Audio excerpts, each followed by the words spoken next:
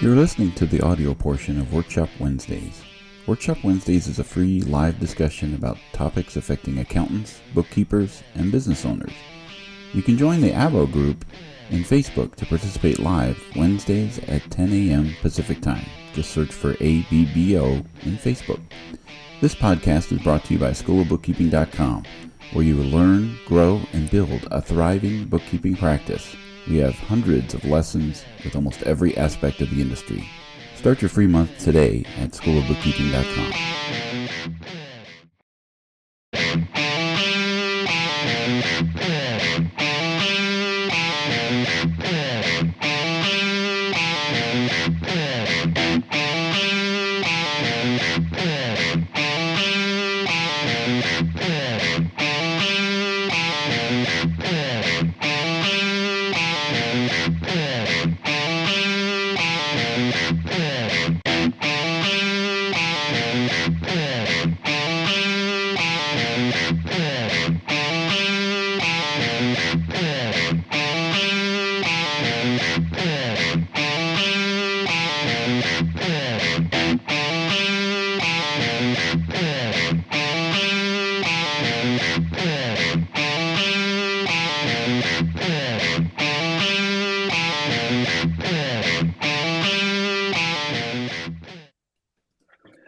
Welcome to another Workshop Wednesday. My name is Dan DeLong. I'm here with Carrie Kahn, who's finishing up her lunch, it looks like. All finished. Okay, good. And we're also joined today with Vikram from File. Thank you, Vikram, for taking out time out of your day to join us. Where are you in the world these days? Well, I'm usually in south of Jersey, but right now I'm in India. Oh, wow. just around the corner. Just around the corner. Yeah, that's right. Well, thanks, Dan. Thanks, Carrie, for having me over. Really excited. Yeah. And as we talked about it yesterday, we were talking about best practices of setting up expense cards, and when you have a card holder and you do a parent and a child relationship and adding in another sub account so that you can track the payments and things of that nature. So we are trying to we wanted to have you guys on because you have actually come up with a way not to have to do all that that stuff.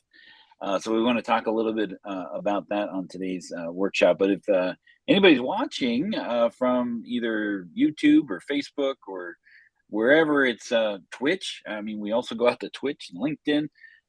Put in the chat like where you're from. Where are you seeing us? Where are you watching us from? Exactly.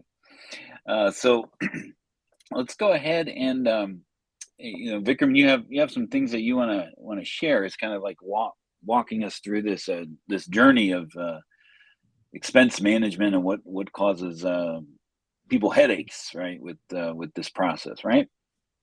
Yeah, absolutely. So I have a screen share going to share a few slides. So let me know once it's visible. I see it. You can see it? All right, great. Cool. Thanks for that. And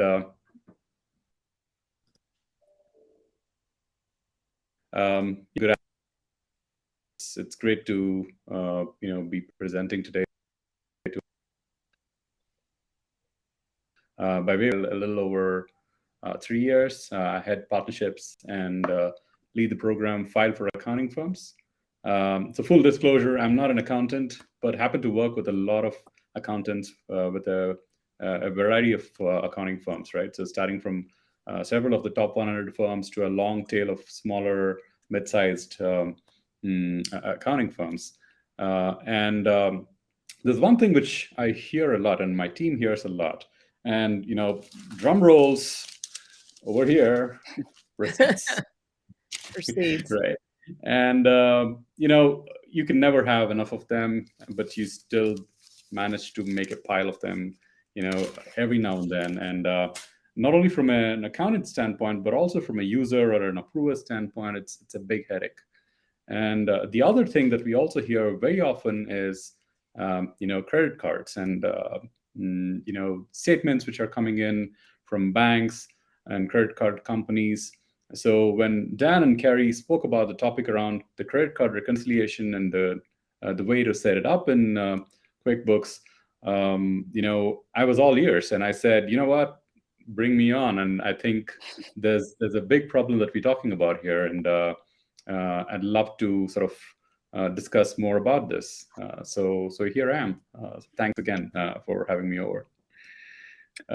So over the next 20 minutes or so, I'd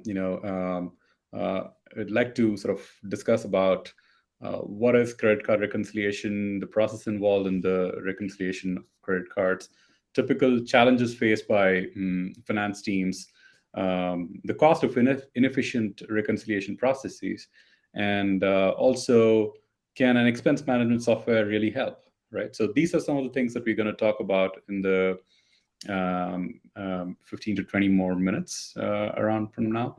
So yeah, if you have any questions, any feedback, please keep it coming on the chat. I would love to hear from you on what your thoughts are, what your experiences are around this area. Right. So, well, all of us would be aware of some process of credit card reconciliation, I'm sure. It simply means ensuring that the amount that you get on the credit card statement is actually matching the list of individual transactions that you would have performed, or a person would have performed using that credit card. Now, in case of a business or a corporate card that has been issued for employees, they're actually spending on behalf of the company. Mm-hmm.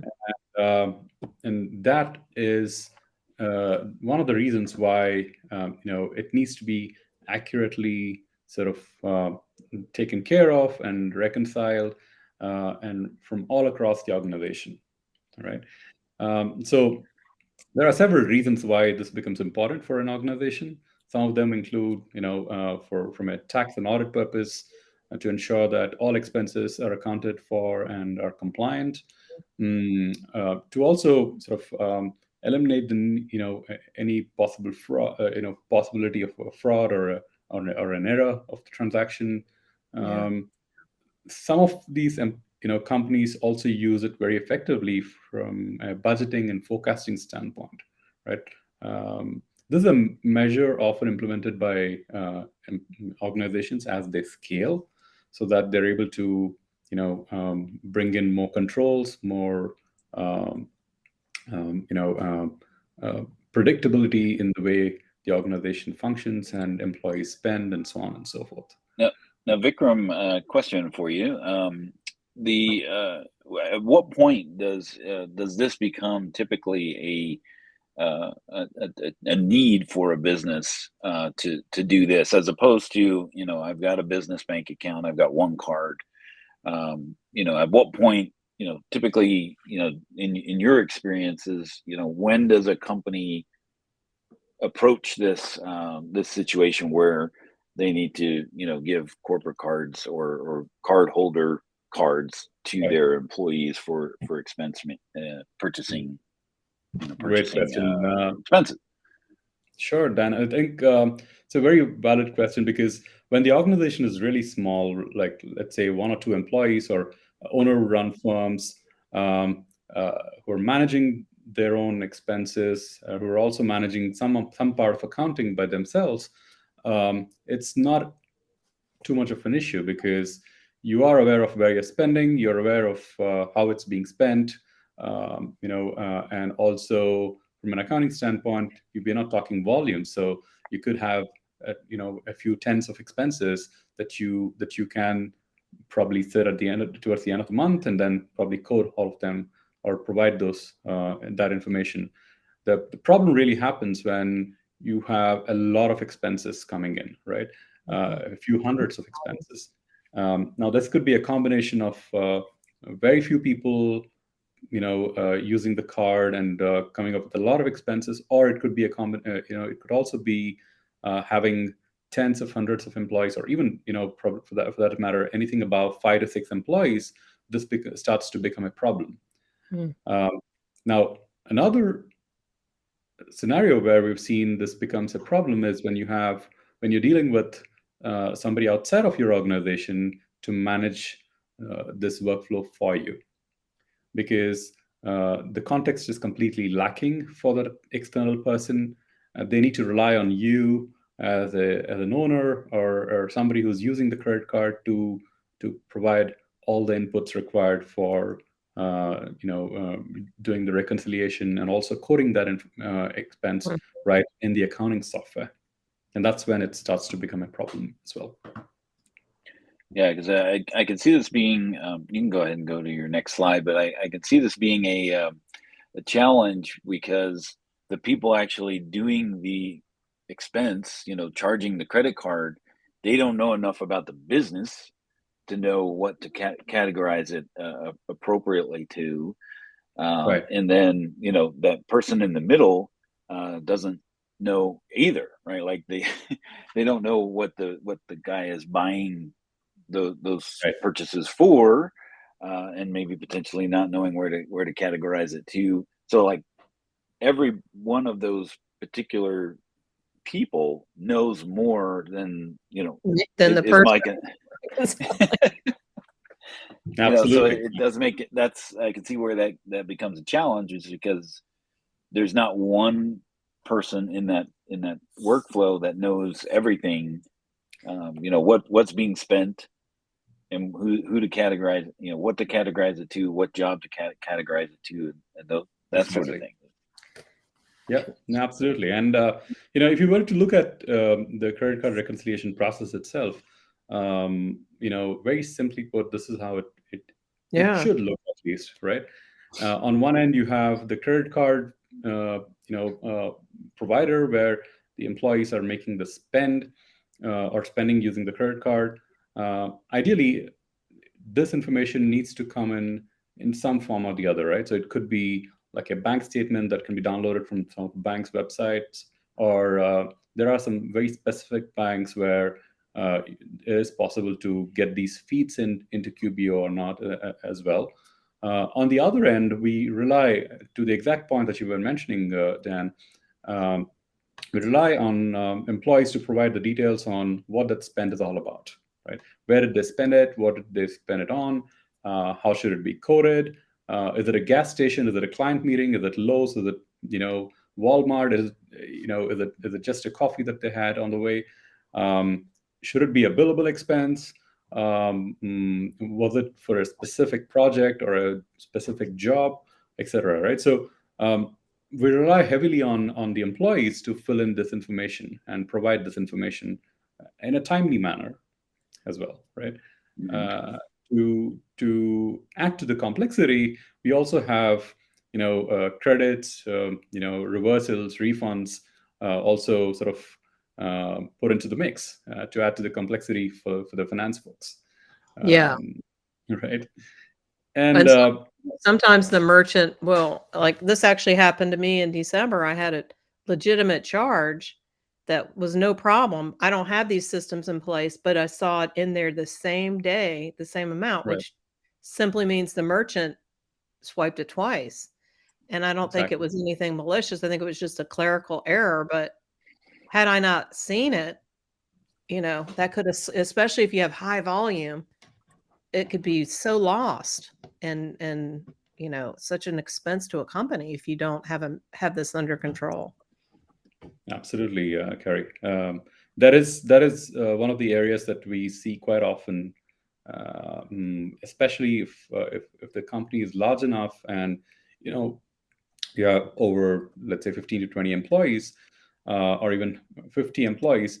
It's literally impossible to check each and every line item by anybody humanly, right? And that starts to spiral, and you lose control over what employees are spending on, and then you can't check for such errors or issues at all, right? So it becomes really tough. I'm gonna throw out a question here. So anybody who's watching, right? Like on average, what is the number of card holders that you see in your business or clients? So we can, anybody who's seeing this on Facebook or YouTube or our website, throw that in the chat. Is on average, how much of an issue is this? So we can kind of get an idea of what we're dealing with just live today.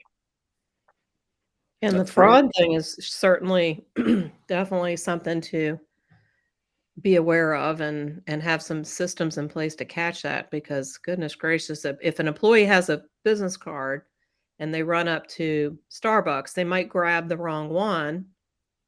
Is that fraud? Is it a mistake? Then you have to have a system of, okay, well, that needs to come out of your pay, because that's not that's Yeah. your morning Joe, it's not a deductible meeting expense. So and there's Absolutely. just lots of boundaries and systems. It makes it confusing. Yeah. That's No, pretty much how absolutely. it looks like for most businesses, right? That Yeah. you have the prior slide. That's the ideal circumstance. Everything nice and orderly and flows right into Yeah, I did. the source of truth. Yeah, no, absolutely. I mean, a majority of the businesses, it's almost like, a lost, I like to call it a lost GPS tracker, right? It goes round and round and round and round everywhere around, and then Left turn, left turn, left eventually, turn. Oh, right. exactly, into the lake there. So, Yeah. Whoops, sorry. yeah. You thought So, these yeah, I charges mean, were this couple, expensive. Now you have to fix your car. or claim damages completely. So, Oh, yeah, exactly. So, this is how it looks for most organizations that we've come across, right? And this coupled with broken bank feeds, the bank feeds are never reliable. I mean, that's a big problem for which we've yes. heard a lot of customers and partners as well, right? The other thing is, I mean, for the lack of a better word, employees lack the required discipline to turn in receipts on time, which means, sorry, chasing employees for every receipts every month. That's a painstaking activity that finance teams have to undertake, unfortunately. Coupled with damaged paper receipts and checking every line item for fraudulent transactions, to what you were talking about, Yeah. Carrie, that can take a long time. And I mean, even if you spend a lot of time, it's almost impossible to identify that very easily, right?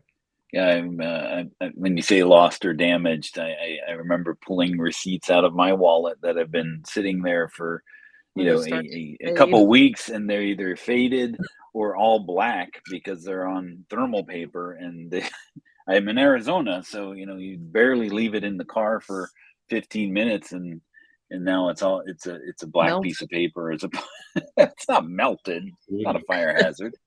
It's just turned all the activated all the thermal residue, as now it's all black. But yeah, it's how are you going to substantiate that expense if you have crumpled up piece of paper, or it has nothing, or Overheated. is all black? Yeah. You just hope that somebody will pass that, and Yeah. Scan it in Holding it up to sooner. right. Yeah, no, I mean, it's we've seen all sorts of things, right? I mean, I was speaking to somebody the other day, one of the accountant, and she said we've seen everything from cigarette butts to all sorts of things put in an expense shoebox, right? I mean, I used to think that the term shoebox full of receipts is probably just being used in a lighter note, but until somebody actually showed me a shoebox full of receipts, I was like, wow, it actually exists. So yeah, I mean, that's the life of an accountant, unfortunately, towards the end of the month, and it's painful, right? So moving on, if you were to just put a number on what does the cost of reconciliation or actually look like, we're talking about roughly about $58 per expense report, right? And it typically takes about 15 to 20 minutes for an employee to submit one expense report. So it's not only a drain on the accountant, but also a huge drain on the employee, for whom it's not even a primary sort of job to manage, right? And roughly an accountant spends, or accountant bookkeepers spend almost about 30% of their time just trying to reconcile and get the right data into the system, right? So that's a whole lot of effort that people are putting in there. What internet dropped? Sorry. Where does that $58? I mean, I know you see the link there in the. What is that cost based off of just the time? 20 minutes of time that it takes for the employee, or is there more cost factors? So it's a combination of multiple things there, right? So it's not only for the employee, but also the approver who looks at that and says, you know what, it's okay to go ahead and spend this. And then it also goes to the finance folks. If there is a challenge or if there's a question from finance, they need to go through that and then send it back to the employee if they have a question. Also in terms of a possible fraudulent transaction, accounting for a possible fraudulent transaction also is sort of factored in that $58. Got it. So yeah, I remember my days at Intuit. I was trying to substantiate accidentally getting in a limousine as opposed to a taxi at an airport. I was kind of bamboozled by by the limo driver. So it was a combination of why is this so much? I was like, well, there's more than two people in there, to try. But the guy's like, Right. you need a ride? I'm like, yes. And then all of a sudden we're walking somewhere else other than the taxi stand. And then Got shortly after they instituted, you will always use Uber as Right. as the way to get there. Yeah.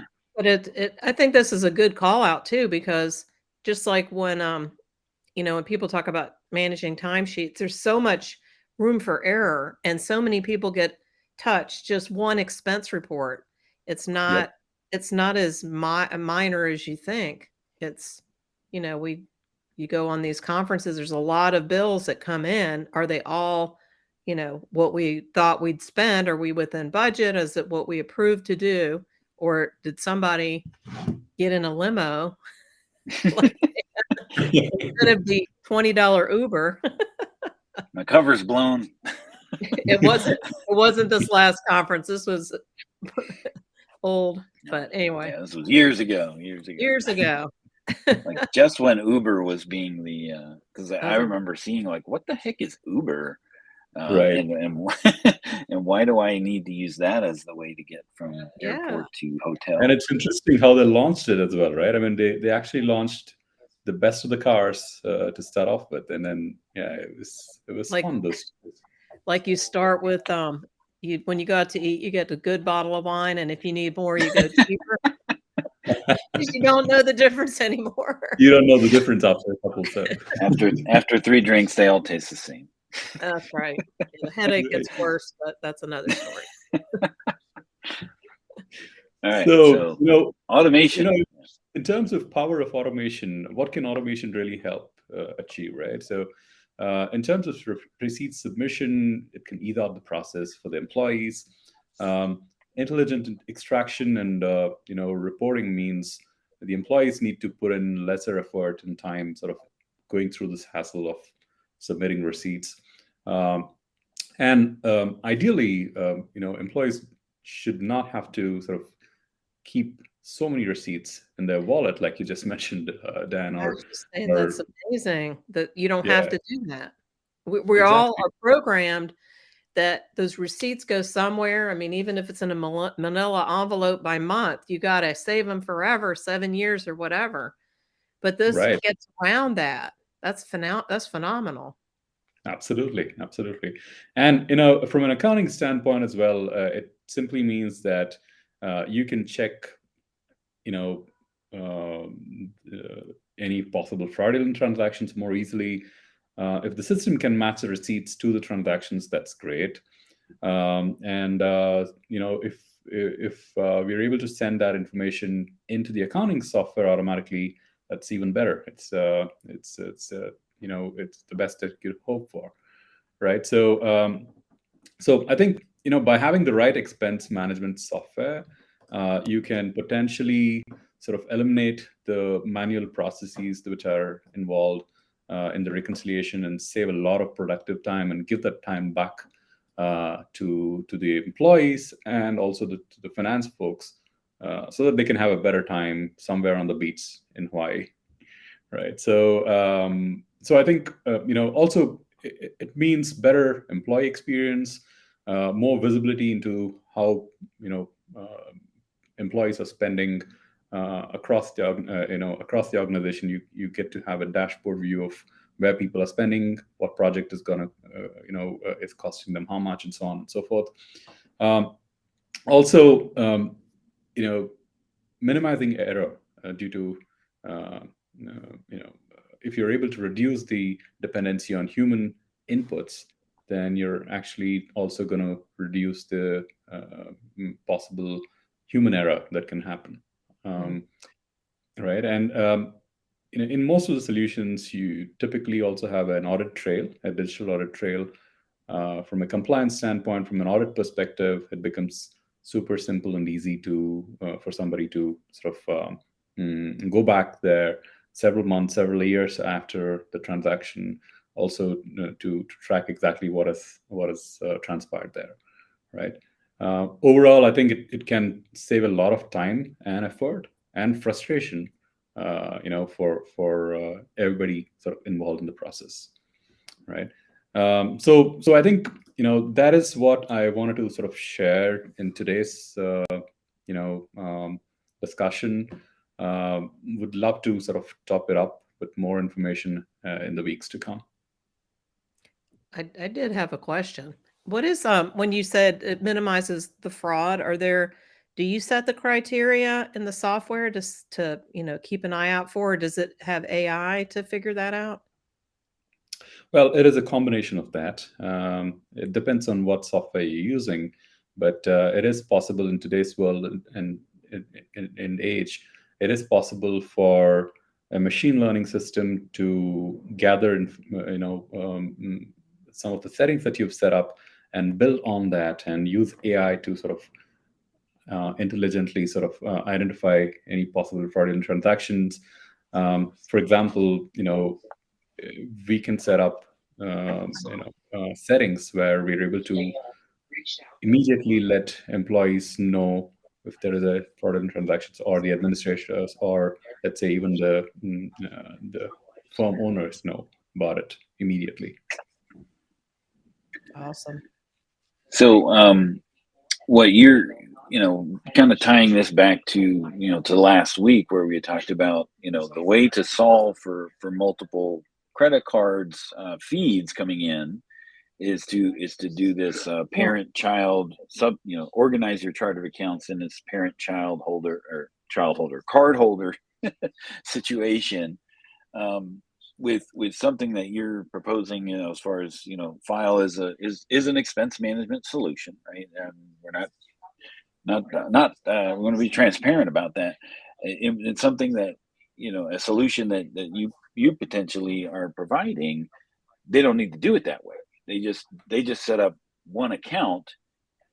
The expense management software will manage all of the take that squiggly line that you had there and turn it into a nice straight line, and then just feed it into one account without necessarily connecting the bank feeds, right?